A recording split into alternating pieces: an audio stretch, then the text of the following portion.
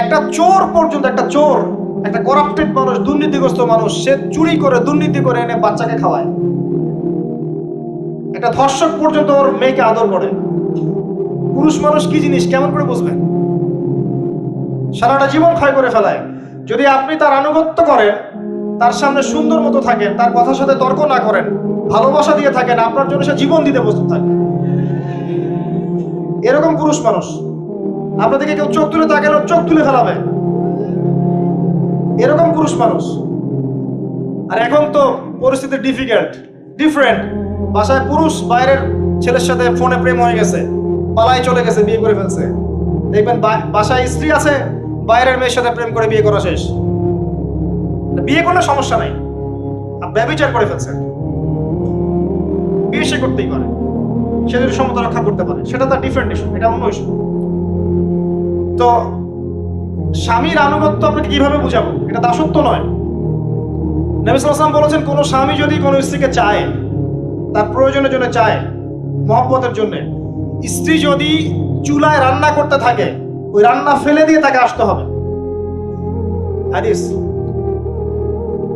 রাতের বেলা স্বামী স্ত্রী শুয়েছে, স্বামীর চাহিদা আছে, স্ত্রীর কোনো সমস্যা নাই, স্ত্রী ফিট, ইচ্ছা করে অহেতুক স্বামীকে বলল আমি রাজি না, উল্টা পাশে মুখ করে ঘুমিয়ে গেল। আল্লাহর নবী বলছেন, সারা রাত আল্লাহর পক্ষ থেকে একজন ফেরেশতা আসবে, এসে এই নারীকে অভিশাপ দিতে থাকবে। প্রতিটা সৃষ্টি আল্লাহ পাকের এক একটা মেসেজ দেয়। ঠিক মেয়ে মানুষও একটা মেসেজ দেয়। কি মেসেজ? আল্লাহ পাক মানুষকে সবচেয়ে সুন্দর করে সৃষ্টি করেছেন, আর মানুষের মধ্যে মেয়েদেরকে সবচেয়ে বেশি সুন্দর করে সৃষ্টি করেছেন। আল্লাহ পাকের সবচেয়ে সুন্দর সৃষ্টি হচ্ছে মেয়েরা, এবং তারা খুব নরম হয়, নরম, প্রজাপতি ধরার মতো। প্রজাপতিকে থাপ করে ধরতে পারবেন না আপনি, শক্ত করে ধরতে গেলে প্রজাপতি নষ্ট হয়ে যাবে, মরে যাবে। প্রজাপতিকে কোমল ভাবে ধরতে হবে। ঠিক মেয়েদের সামনেও আপনার কোমল থাকতে হবে। বেশি হার্ড হতে যাবেন, শেষ। আমি আপনার গার্লফ্রেন্ডের সামনে কোমল হতে বলি নাই, আপনার ওয়াইফের সামনে হতে বলেছি। কোমল থাকলে আপনি জিতে যাবেন। দেখবেন দুনিয়ার চিল্লা ফাল্লা করছে আপনার বাসায়, আপনি চুপচাপ আছেন পাহাড়ের মতো, কোমল আছেন। 5 মিনিট পর দেখবেন নিজেই ঠান্ডা হয়ে এসে বলছে, আচ্ছা সরি, ভুল হয়ে গেছে।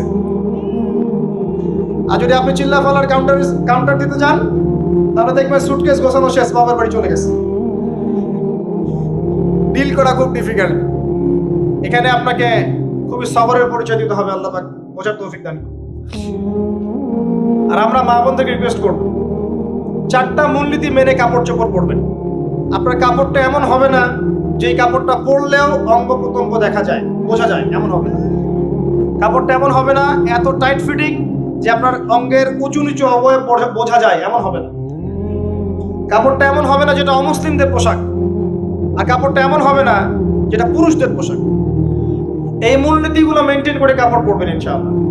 এছাড়াও মেয়েদের কথায় পর্দা আছে, চলনে পর্দা আছে, উঠা বসায় পর্দা আছে। নামাজ পড়ার সময় তাদেরকে কিছুটা শালীনভাবে নামাজ পড়তে হয়। তাদের চোখের দৃষ্টির মধ্যে পর্দা আছে। এগুলো কে শিখাবে এখনকার মেয়েদেরকে?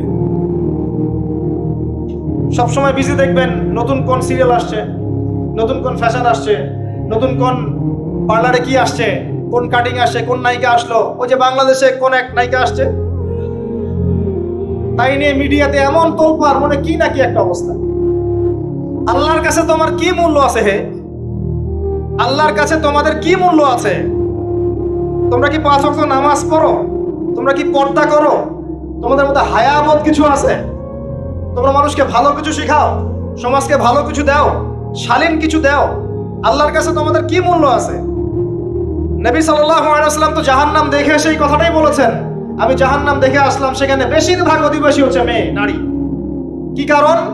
তারা এমন কাপড় চোপড় পরে বাইরে ঘুরতো, যেই কাপড় পরেও তারা নগ্ন থাকতো। আমি কি ব্যাখ্যা করতে হবে? আপনি দেখতে পারেন না? এবং তারা স্বামীর সাথে কুফরি করত। সারা জীবন স্বামী যদি তাদের ভরণ পোষণ দেয়, ভালোবাসে, মহব্বত করে, তাদের জন্য জীবনটা ক্ষয় করে ফেলে, এক পর্যায়ে গিয়ে বলবে, সারাটা জীবন তোমার কাছে কিছুই পাইলাম।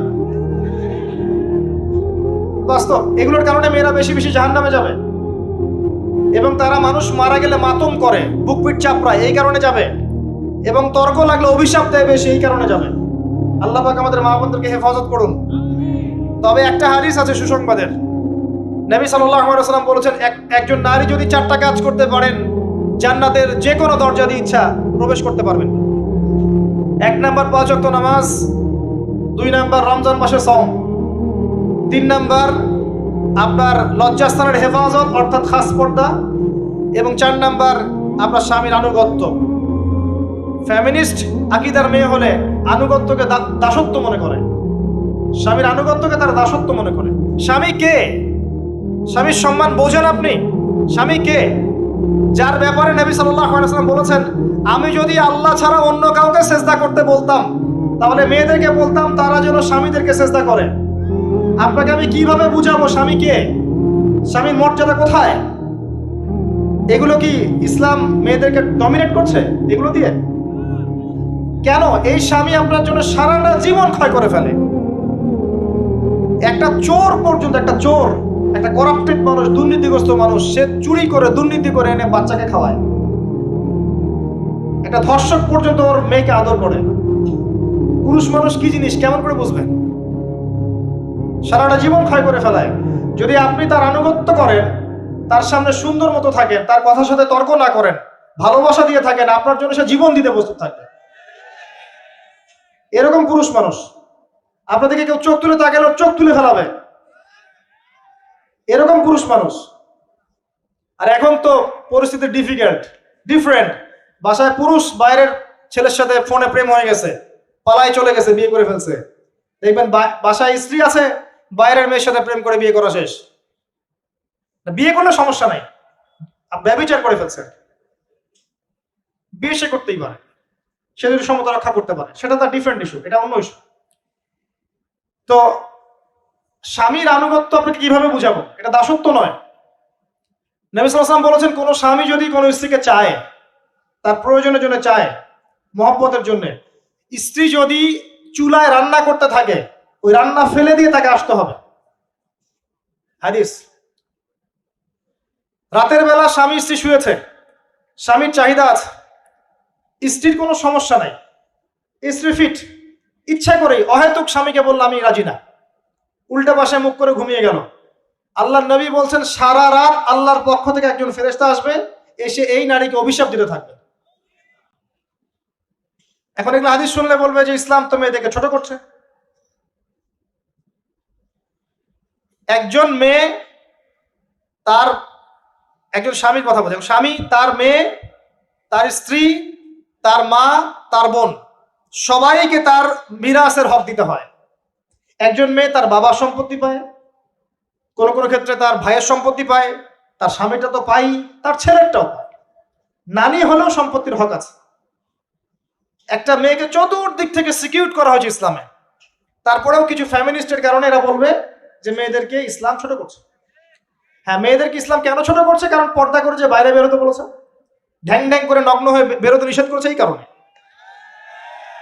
যদি বলে যে হ্যাঁ ইসলাম আপনাদেরকে ফ্রি মিক্সিং এর স্বাধীনতা দিচ্ছে, আপনারা সবাই ফ্রি মিক্সিং করেন, গেঞ্জি পরেন, টি শার্ট পরেন, স্যান্ডো গেঞ্জি পরে বাইরে ঘুরে বেড়ান, টাইট ফিটিং প্যান্ট পরে বাইরে ঘুরে বেড়ান, সব জায়গায় আপনারা ফ্রি মিক্সিং করেন, পর্ন দেখেন, জেনা করেন, মদ খান, ইসলাম খুব ভালো। তখন তোমাদের জন্য তো ইসলাম নয়, তোমরা জাহান্নামে যাও, আল্লাহর কি আসে যায়?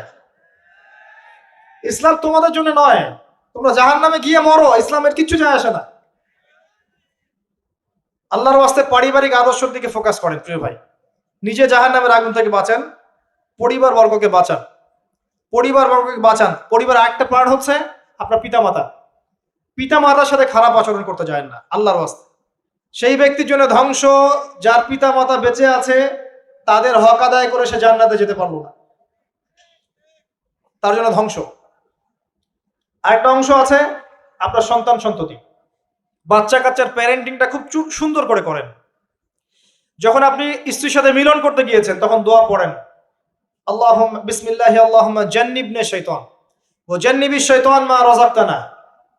আমার মনে হয় এখনকার জেনারেশন যেগুলো আছে ফাসেক, মাদক সেবন করে, পর্নোগ্রাফিতে আসক্ত, ইয়াবাখোর, স্মাগলিং করছে, চুরি করছে, হাবিজাবি, ধর্ষণ করছে, আমার মনে হয় না তাদের পিতামাতা তাদেরকে জন্ম দেওয়ার সময় এই দোয়াগুলো পড়েছিল।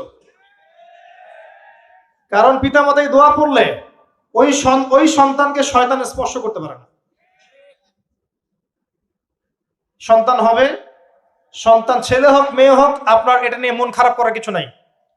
একজন কন্যা সন্তানকে লালন পালন করে সৎপাত্রে পাত্রস্থ করলে এই মেয়ে পরকালে আপনার জন্য জাহান্নামের আগুন থেকে ঢাল হয়ে যাবে। যার কাছে দুইজন মেয়ে আছে, দুইটা মেয়েকে সে ভালো করে মানুষ করেছে, নবী সাল্লাল্লাহু আলাইহি ওয়াসাল্লাম বলছেন সে জান্নাতে আমার সাথে এমন করে থাকবে, এইভাবে। কেউ যদি বিধবার দায়িত্ব নেয়, সেও নবী সাল্লাল্লাহু আলাইহি ওয়াসাল্লামের সাথে এইভাবে থাকবে। এতিমের দায়িত্ব নেয়, এইভাবে থাকবে।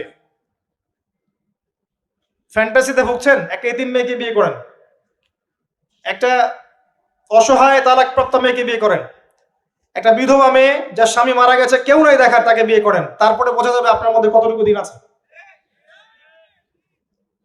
আর বর্তমান সভ্যতা আমাদের কি সমাধান দিবে? সবাই যদি দিনদার একটা করে ক্যাটরিনা খুঁজে, এই এতিম, এই বিধবা, এই যাদের দেখার কেউ নাই, এই মেয়েগুলা কি রাষ্ট্রের সম্পত্তি হয়ে থাকবে? এদের দায়িত্ব কে নিবে? পুরুষরা যদি দায়িত্ব না নেয়, কে দায়িত্ব নিবে? এখন কেউ যদি ওদের দায়িত্ব নিতে যায়, তখন তাকে আবার খারাপভাবে উপস্থাপন করা হয়, এই ব্যক্তির মনে হয় চরিত্র খারাপ। কিন্তু এদিকে বাইরে 10টা জেনা করে বেড়াচ্ছে, কোনো সমস্যা নাই, এগুলো উস্কায়। এইসব জাহেলদের জন্য ইসলাম নয়। ইসলামের প্রতিটা বেসিক ফান্ডামেন্টাল মানবতার কল্যাণের জন্যই। এগুলোকে ফরজ করা হয়নি, আপনি নফল, আপনার সামর্থ্য থাকলে আপনি করতে পারেন, না করলে কোনো সমস্যা নাই। কেউ যদি করে যে ইসলাম পরিপূর্ণরূপে পালন করার চেষ্টা করছে, এটার উপরে আমল করার চেষ্টা করছে, তাহলে আপনি তাকে ক্রিটিসাইজ করছেন কেন? কি সমস্যা আপনার? আরেকটা পার্ট হচ্ছে সন্তান সন্ততি। বাচ্চা কাচ্চাকে ছোটবেলা থেকেই মানুষ করতে হবে এমন ভাবে যাতে করে বড় হয়ে এরা এই উম্মার খালেদ এবং ওমর হতে পারে। বাচ্চা ছোট বাচ্চাকে আপনি ভালো খাবার দেন, মায়ের স্নেহ দেন, বাবা মার সাথে রাখেন, একটু গ্রাম্য পরিবেশে নিয়ে গিয়ে তাকে বড় করেন। কেন বলছে কথা? এখানে পরিবেশ সুন্দর থাকবে, সে দৌড়াবে ধুলার মধ্যে, মাঠের মধ্যে খেলবে, সুন্দর ভাষা শিখবে। এরপর তাকে ভালো প্রতিষ্ঠানে পড়ান। প্রতিষ্ঠানটা এমন হবে যে প্রতিষ্ঠানে জেনারেল শিক্ষা, ইসলামিক শিক্ষা একসাথে দেয়া হচ্ছে, সে সব শিখবে। আমার ছেলে কোরআনে হাফেজও হবে, আমার ছেলে ডক্টরও হবে ইনশাআল্লাহ। এভাবে করে তোলেন। আধুনিক হন, মাথাটা খাটান, ব্যাকডেটেড মানসিকতা বাদ দেন। বিশ্বটা এগিয়ে গেছে, আমাদেরকে এগিয়ে যেতে হবে। একমুখী জ্ঞান দিয়ে আপনি কিচ্ছু করতে পারবেন না এই যুগে। দ্বিমুখী শিক্ষার একটা হারমোনিয়াস কম্বিনেশন দরকার। আমাকে কোরআন জানতে হবে, সায়েন্সও জানতে হবে, নাহলে আমি সায়েন্স দিয়ে কোরআনকে ব্যাখ্যা করতে পারবো না, কোরআন দিয়েও সায়েন্সকে ব্যাখ্যা করতে পারবো না। জানতে হবে আমাদেরকে।